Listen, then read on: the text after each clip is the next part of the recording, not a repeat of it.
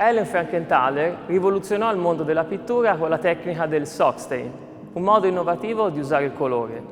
Diluiva i colori fino a renderli fluidi e li versava direttamente sulla tela stesa per terra, creava grandi macchie fino a ottenere delle vere e proprie pozze di colore che lasciava lentamente asciugare.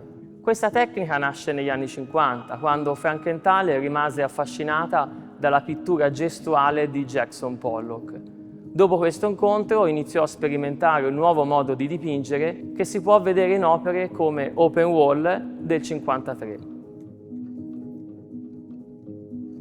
La sperimentazione con il sockstain le permise di raggiungere una grande espressività che culmina negli anni 70 con lavori come Movable Blue. Con questa tecnica Frankenthaler è riuscita a creare effetti che ricordano l'acquerello, ma su grandi dimensioni, usando colori a olio o acrilico su tele non preparate.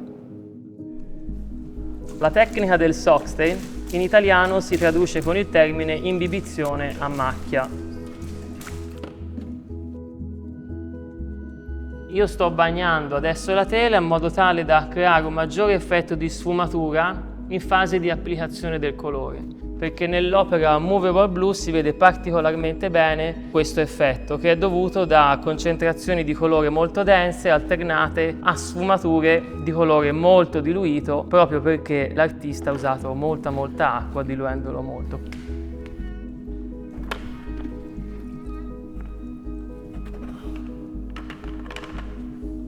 La tela si imbibisce di colore grazie al fatto di essere già impregnata di acqua, quindi lo diffonde in maniera molto più uniforme.